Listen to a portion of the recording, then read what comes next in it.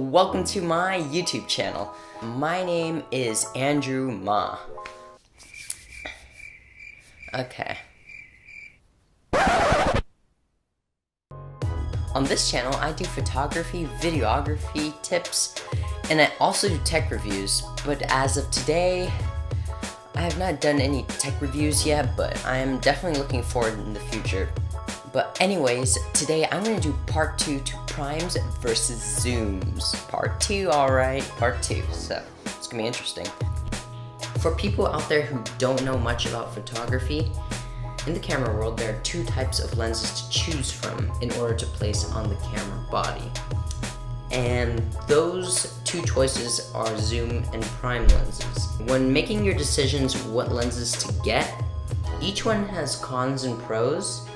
So choose your lenses wisely. In this video, I'm going to explain why zoom lenses are better to use than prime lenses. While the other video I talked about why prime lenses are better to use than zoom lenses. Hey guys, so today it's like 114 degrees outside. Dang, it's like super hot here in California. Well, I'm wearing this Disneyland hat. It has some sort of glass, but I don't know how it works. It's like broken. Weird. And I'm just holding this umbrella because I don't want to... It's like burning hot right now, so... Taking a little hike, and it's not cool. But anyways, let's get started with the YouTube video. Oh, yeah, just walked in from a hot day outside. Oop, just dropped my hat.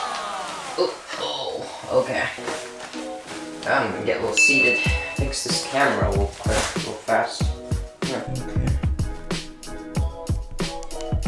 Gosh, I went outside and it was like burning hot. Well, you know what, I did it for the video anyways, but that's an intro. It is 114, 15, whatever degrees outside. It's like really hot.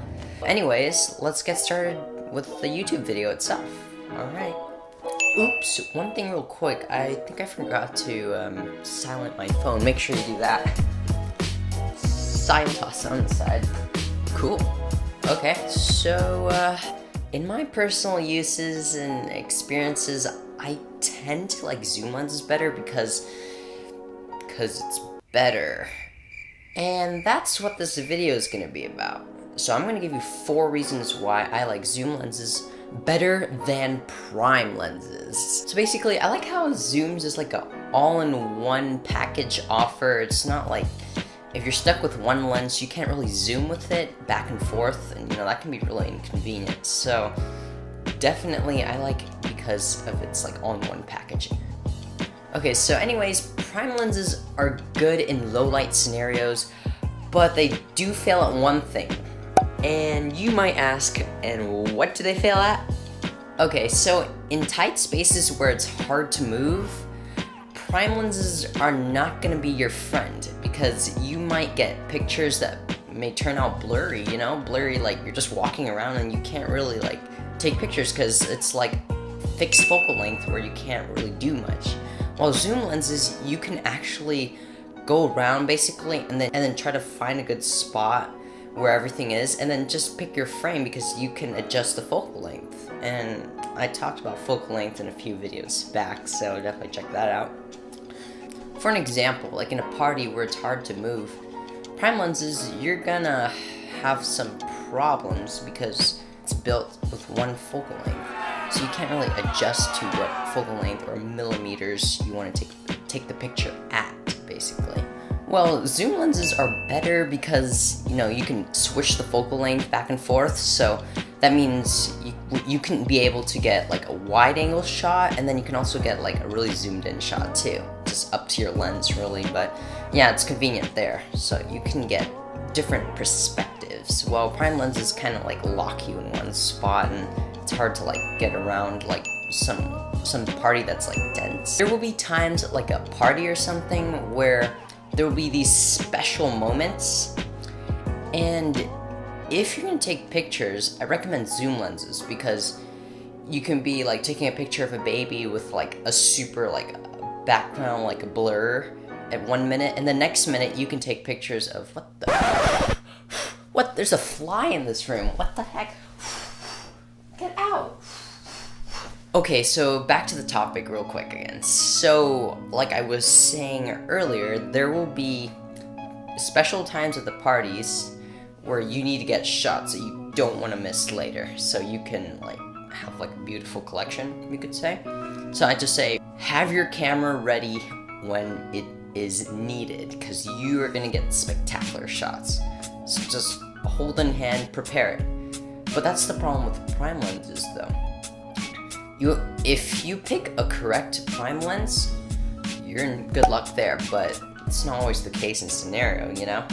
And then if you're switching to a different prime lens, you may miss that shot that is really important. So like I said earlier, you should use zoom lenses because that can solve the problem. You don't need to switch lenses back and forth, creating like a hazard. Well, I call it a hazard, more like a mess really, but yeah, so anyways, it's gonna help you, alright?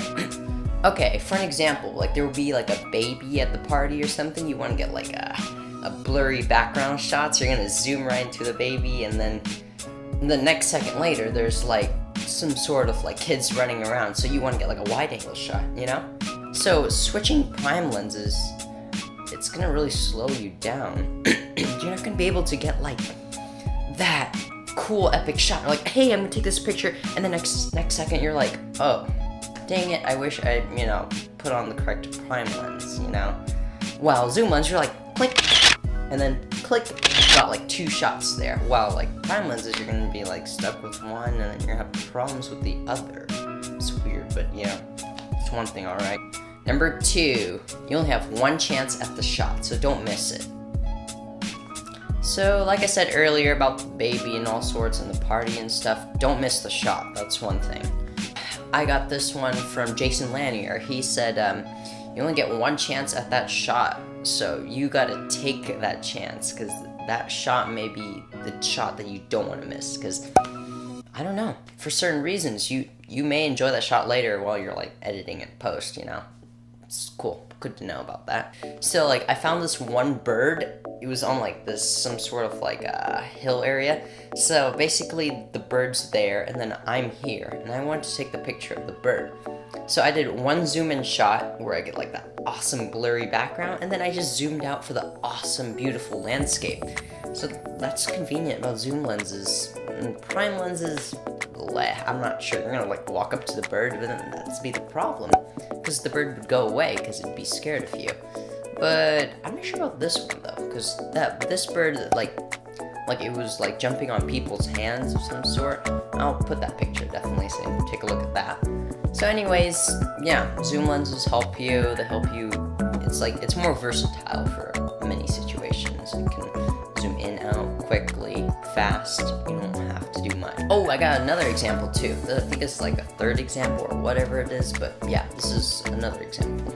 So, like on the 4th of July, one time, there's this one year where I sat on the grass and I put a prime lens on.